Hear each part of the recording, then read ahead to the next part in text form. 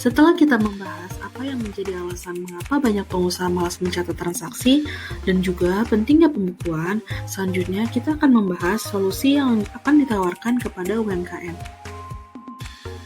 Yang pertama, membuat kas sederhana menggunakan Excel.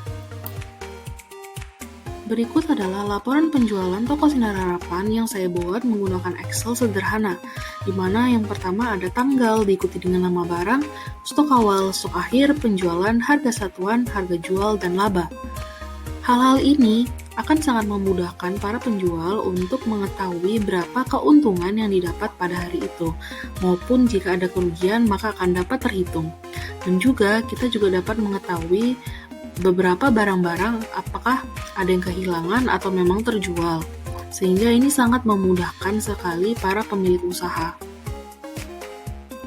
Selanjutnya ada break-even point atau titik impas. Titik impas adalah keadaan di mana tingkat penjualan atau pendapatan yang diperoleh oleh modal yang digunakan untuk menghasilkan laba berada dalam posisi yang sama. Dengan kata lain, titik impas terjadi ketika total pendapatan dari penjualan sama persis dengan total biaya produksi.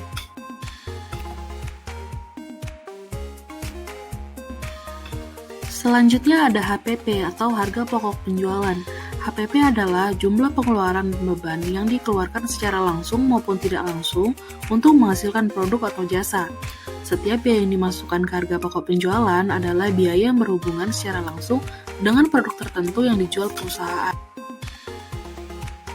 Setelah kita membuat laporan kas sederhana, saatnya sekarang kita membuat laporan keuangan sederhana menggunakan Excel.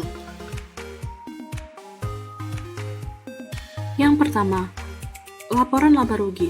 Laporan laba rugi adalah bagian dari laporan keuangan suatu perusahaan yang dihasilkan pada suatu periode akuntansi yang menjabarkan unsur-unsur pendapatan dan beban perusahaan sehingga menghasilkan suatu laba bersih.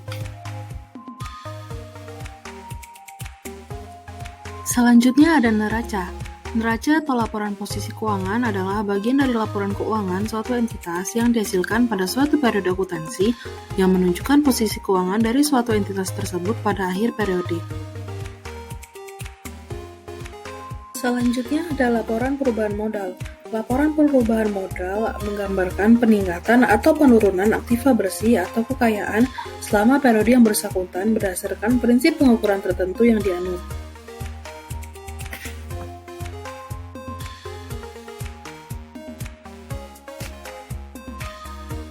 Yang terakhir ada laporan arus kas. Laporan arus kas adalah bagian dari laporan keuangan suatu perusahaan yang dihasilkan pada suatu periode akuntansi yang menunjukkan aliran masuk dan keluar uang perusahaan ataupun usaha. Created using Powtoon.